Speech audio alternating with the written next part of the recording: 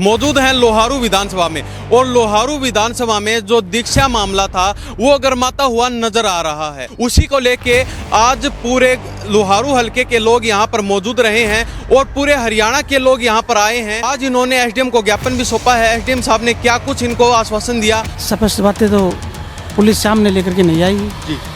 Police ने सारा इसको केस का रुख बदल दिया पैसे और धन बल के ऊपर। कॉलेज नहीं है, वो देह व्यापार का अड्डा है। कौन समाज सेवी? फर्जी समाज सेवी कोई समाज सेवी नहीं है। ये 7 दिन में या तो मांग कर लेगी, नहीं एड़ा धरना देंगे।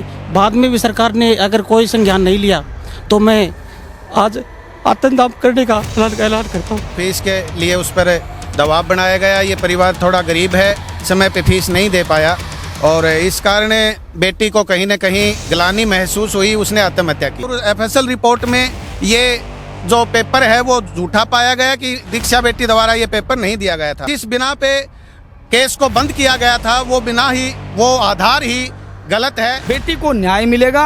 हम पीड़ित परिवार के साथ कंधे से कंधा मिलाकर खड़े हैं। पुलिस प्रशासन या सरकार ढिलाई बरतती है तो फिर ये आंदोलन बड़ा बनेगा। तुम छोड़ दो ये जात पात, तुम छोड़ दो ये धर्म भरम। दिखने में हमन एक है पर लहू का रंग एक है। तुम जान ले लो मेरी, मगर मेरे वतन को छोड़ दो। कहना अगर गलत मेरा तो मुझको भी फांसी तोड़ दो। इंसान चाहिए। मेरी पोती थी, मेरे एकलव्य फ्रेंड्स कोई साथ दे। नमस्कार, स्वागत आपका हरियाणा न्यूज 24 पर। मैं हूं हिमांशु लांबा, मेरे सहयोगी विनय सिंधु के साथ। मौजूद हैं लोहारू विधानसभा में और लोहारू विधानसभा में जो दीक्षा मामला था वो गर्माता हुआ नजर आ रहा है।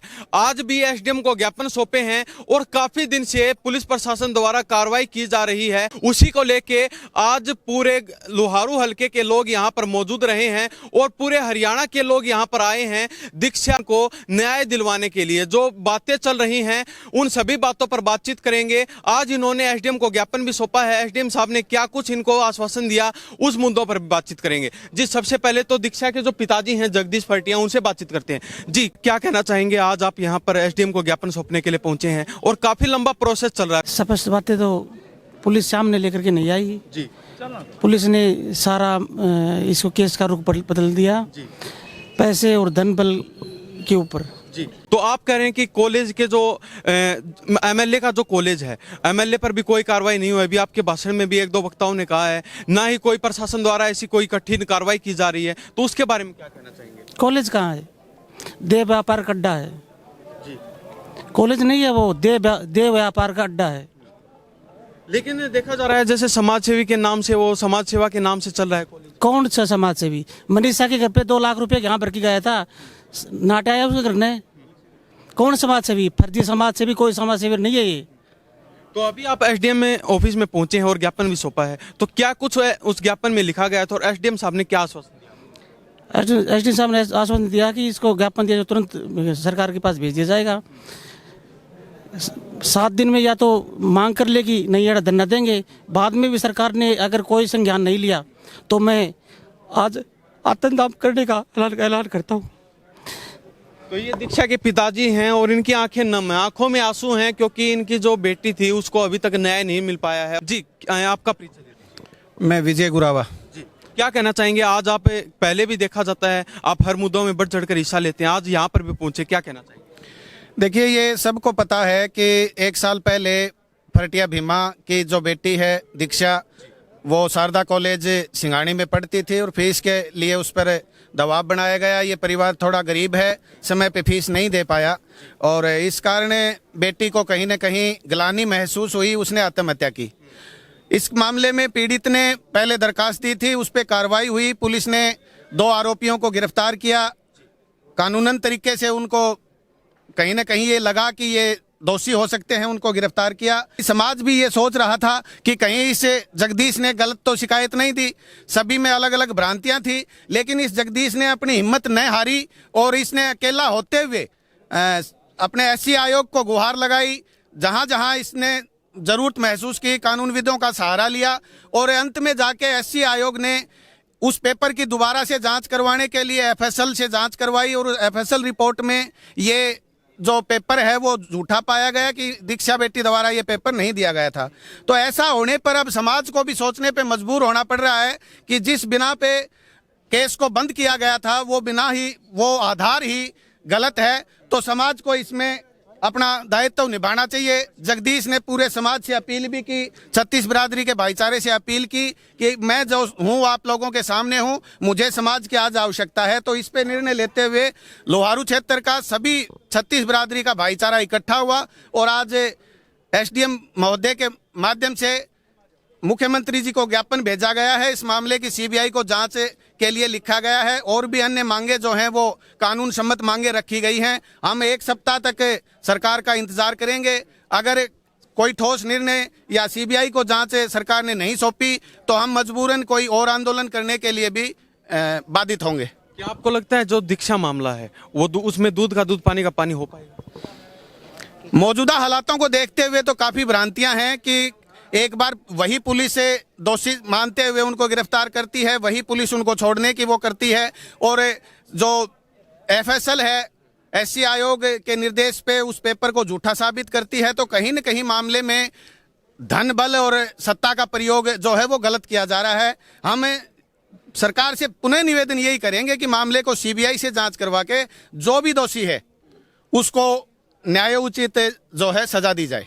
जी क्या नाम है? रामकिशन गुरेरा हूँ, बहुजन समाज पार्टी से जिला प्रभारी जी हूँ। क्या कहना चाहेंगे? आज भी आप यहाँ पर पहुँचे? हम यहाँ पहुँचे हैं क्योंकि हमारे जगदीश भाई ने सोशल मीडिया के माध्यम से समाज से अपील की थी और उसमें जब ये मामला हुआ तो लोगों को ये लगा कि हो सकता है इसने मार के टांग दी हो, 100 तरह की बातें चली। लेकिन जब इन्होंने एससीओ आयोग में लेटर लिखा और एससीओ आयोग से जाकर के मिले और उन पेपरों की जाँच करवाई और दिल्ली की जब जाँच आई तो उसमें ये जो पेपर निकला ये पेपर किसी और ने दिया हुआ था, ये सच साबित हो गया। उसके बाद में इन्होंने साथियों से मिलकर के एक चर्चा करी कि बेटी जो है मेरी निर्दोष थी और ये दोषी हैं, दोषी बचने भी नहीं चाहिए किसी भी तरह के। तो मैं तो एक बात और भी कहना चाहता हूँ, जिस तरह से इस मामले को दबाया गया इसी तरह से मेरा ये मानना है कि जो बेटी मनीषा लोहारू की बेटी की उस मामले में भी आरोपी हो सकता है प्रशासन की पकड़ में आ गए हो और इसी तरह से मामले को दबा दिया गया। मैं तो मेरी आशंका यही भी है और हम ये कहना चाहते हैं, हम एसडीएम साहब को सीबीआई की मांग के लिए हमने ज्ञापन दिया और हमने ये भी कहा है कि जिस तरह से उत्तर प्रदेश में कुलदीप सेंगर जो एक नाम चला हुआ है उत्तर प्रदेश का, जो इसी तरह से बलात्कार का जो मामला था, उस कुलदीप सेंगर ने पूरे परिवार को ख़त्म करने की कोशिश की थी। इसी तरह से यहाँ भी जो है ना, ये मामला कोई छोटा मामला नहीं है, ये लड़ाई बड़ी लड़ाई है। तो ये एक अकेले होकर के लड़ाई लड़ रहे हैं, पूरा समाज अभी इनके साथ आया है। तो हम ये प्रशासन से अभी मांग करते हैं कि तुरंत प्रभाव से उनको सुरक्षा मुहैया की जाए ताकि इस तरह की घटना कोई दोबारा ना घटे। और पीड़ित परिवार को भी हम ये भरोसा दिलाते हैं, ये पूरा विधानसभा लोहारू और विधानसभा लोहारू का इतिहास भी रहा है कि आपने पीछे भी देखा वो बेटी मनीषा के मामले में पूरा हरियाणा जो है ना बेटी को न्याय दिलाने के लिए खड़ा हो गया, पूरे देश के लोग पहुंचे थे। तो यही उम्मीद हम बेटी दीक्षा के लिए करेंगे, सभी समाज से अपील करेंगे कि बेटा दीक्षा को न्याय दिलाने के लिए भी सभी जो है 1 सप्ताह का समय दिया गया है, उसके बाद सभी इकट्ठे होकर के लड़ाई लड़ने का काम करें। आखिर दिक्कत कहाँ आ रही? क्यों आपको जो दीक्षा है उसको न्याय क्यों नहीं मिल पा रहा? दिक्कत तो एक तरफ तो पैसे वाला है, दूसरी तरफ गरीब आदमी है। गरीब आदमी के पास तो मतलब यहाँ से अगर हिसार जाएगा उसका भाड़ा भी नहीं मिलता, समस्या ये है। और एक दूसरी तरफ जो पैसे वाला है वो रातों रात जो है ना पेपर लेकर के आकर के बोर्ड से पैसे के बल पे और रातों रात पेपर दिलवा के सबमिट भी करवा देता है। तो दिक्कत तो सबसे बड़ी गरीबी है। लेकिन मैं ये विश्वास इस परिवार को दिलाता हूँ, ये विधानसभा के साथी जो यहाँ पहुँचे हैं बुद्धिजीवी साथी, ये विश्वास दिलाते हैं कि यहाँ पैसे वाला हार जाएगा, बेटी को न्याय मिलेगा। हम पीड़ित परिवार के साथ कंधे से कंधा मिलाकर खड़े हैं और अगर किसी भी प्रकार की कोई और दिक्कत हुई तो पूरे भारत के अंदर, मैं अकेले हरियाणा की बात नहीं कर रहा हूँ, पूरे भारत में बहुजन समाज पार्टी का संगठन है और आदरणीय बहन कुमारी मायावती जी हमारी नेता है, उनके दिशा निर्देश पे जो है ना पूरे जिला स्तर पे हम प्रदर्शन करने का काम करेंगे। पूरी पार्टी, पूरी टीम और तमाम विधानसभा के साथी पीड़ित परिवार के साथ खड़े हैं। सरकार और प्रशासन से क्या अपील करें? सरकार देखो, सरकार ने जो है ना अधिकारियों को नियुक्त कर रखा है और अधिकारियों की मंशा अगर ठीक ना हो तो मेरे हिसाब सरकार भी कुछ नहीं करी। सरकार ने जब मुकदमा दर्ज हुआ बेटी उसमें तो सरकार ने अधिकारियों को ड्यूटी लगाई, एसडीएम की या डीएसपी की, और डीएसपी क्राइम ब्रांच उनकी ड्यूटी लगाई थी, सरकार ने और दिया। लेकिन अगर अधिकारी किसी प्रकार से किंतु परंतु कर जाए, अगर वो बिक जाए, बैक जाए, तो फिर सरकार उसमें क्या कर सकती है। मैं सरकार के हरियाणा के मुख्यमंत्री नायब सिंह सैनी जी से अपील करूंगा कि इस मामले में पूरी गौर करके, पूरी निगरानी करके और जो विश्वास पात्र पुलिस अधिकारी है वो लगा करके और सीबीआई की जो जांच है वो जल्द 1 सप्ताह का जो समय दिया गया है 1 सप्ताह में करवाई जाए तो तुरंत जो है ना। और अगर फिर भी अगर इसमें पुलिस प्रशासन या सरकार ढिलाई बढ़ती है तो फिर ये आंदोलन बड़ा बनेगा, इसमें कोई शक नहीं है। यही कहना चाहते हैं। भाई कहाँ से आए हो आप? मेरा नाम है, मैं बहुजन समाज पार्टी नई दिल्ली का प्रभारी हूँ। क्या कहना चाहेंगे? जो दीक्षा का मामला है वो आग उगलता हुआ दिखाई दे रहा है और कोई भी अभी संतुष्टिजनक जवाब या ऐसी कोई कार्रवाई हो नहीं पाई।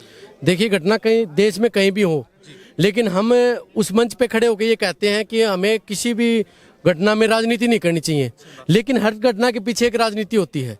आप खुद सोच के देखिए कि जब भी हम किसी मंच पे जाते हैं तो बुद्धिजीवी लोग हमें ये मना करते हैं कि आप राजनीति मत कीजिए इसमें, लेकिन राजनीति हर आज गरीब व्यक्ति को अगर न्याय नहीं मिल रहा उसके पीछे राजनीति है, वो चाहे किसी की भी हो।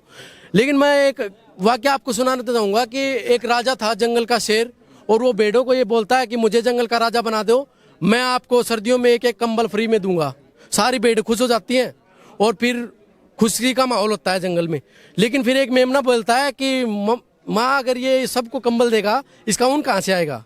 तो फिर सारी भेड़ों में शांति फैल जाती है, क्योंकि वो जो कंबल शेर उनको देने वाला था वो उन्हीं के ऊन से बनने वाला था। जो ये फ्री की रेवड़ी बांटने के बाद जो सत्ता हासिल होती है, चाहे लुहारू में हो चाहे देश में हो, वो कहीं ना कहीं गरीब व्यक्ति के लिए बहुत ज्यादा नुकसानदायक है। तो मैं बुद्धिजीवी जनता से ये कहना चाहता हूं कि अपने जहन में ये डालें कि अपने वोट की जो कीमत है उसको अगर तुम पहचानोगे और तुम काफिले देख करके, तुम प्रशासन देख करके, तुम डिफेंडर देख करके और तुम बड़े बड़े पोस्टर बैनर देख करके और फ्री की रेवड़ी देख करके, या तुम्हारी बेटी के शादी में 21,000 रुपए कौन कन्यादान देके आया, या आपकी बेटी को फ्री में कौन पढ़ा देगा, फ्री में आपकी बेटी की वो फीस तो भर देगा, लेकिन उन बेटी को क्या लाचारी भुगतनी पड़ेगी, उस बात को सोचकर आप आने वाले समय में वोट करते हो ना, और एक अच्छा नेता आप चुन के विधानसभा में, लोकसभा में भेजते हो, तो आपकी आवाज उठाने वाले लाखों होंगे। कहीं ना कहीं गलती हमारे अंदर है, जनता के अंदर है। इतना लोग पढ़े लिखे समाज सेवी होने के बाद भी हम बार बार आवाज उठाते हैं, लेकिन जिस समय चुनाव का माहौल होता है हम भूल जाते हैं सारी चीजें। हम देखते हैं कि इसके पीछे कितने आदमी है, ये कौन सी पार्टी से है, या किसके पास कितनी गाड़ियां, कितने बंगले हैं, इसके बेटे की शादी में आपको कंबल मिलेगी या नहीं मिलेगी। इस आइडियोलॉजी के आधार पर जब तक हम ऐसा वोट देते रहेंगे तो हमारा सत्यानाश होता रहेगा, हमारी बेटियों की इज्जत आबरू के साथ ऐसे ही खिलवाड़ होती रहेगी।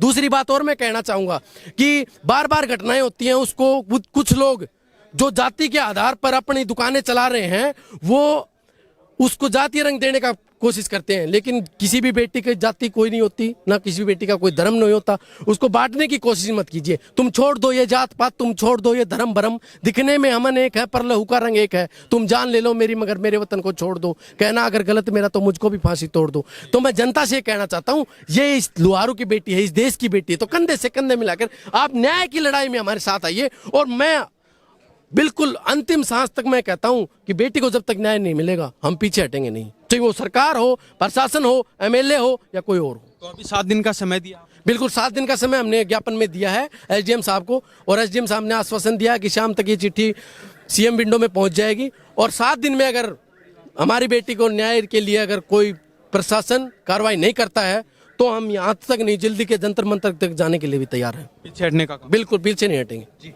तो जी जगदीश जी, चलते चलते सरकार और प्रशासन से क्या अपील करना? इसकी निष्पक्ष जांच करी जाए, सीबीआई की जांच हो, यही मांग है। जी, तो अभी माता जी हमारे साथ मौजूद है, इनसे बातचीत करते हैं। माता जी क्या कहेंगे? पोती ना इंसाफ चाहिए, हाँ इंसाफ चाहिए। मेरी पोती थी, मेरे एक बेटा, कोई साथ जी क्या कहना चाहेंगे? न्याय चाहिए, न्याय चाहिए, पोती को न्याय चाहिए। तो ये हमारे साथ है दीक्षा का जो मामला था, उनके परिवारजन और जो लोग यहाँ पर एसडीएम को ज्ञापन सौंपने के लिए पहुंचे थे, उन सभी से बारी बारी बातचीत की है, और इनका सिर्फ एक ही कहना है कि जल्दी से जल्दी सीबीआई को जांच सौंप दी जानी चाहिए। उसके बाद में जो कार्रवाई निकलती है संतुष्टिजनक कार्रवाई होनी चाहिए, जिससे हमें घर वालों को भी संतुष्टि हो कि हमारी बेटी को न्याय मिला है। तो इस बारे में हरियाणा प्रदेश की जनता की क्या प्रतिक्रिया है, इन्हीं सब बातों के साथ मैं हिमांशु लांबा मेरे सहयोगी विनय सिंधु के साथ हरियाणा न्यूज़ 24। नमस्कार, जय हिंद।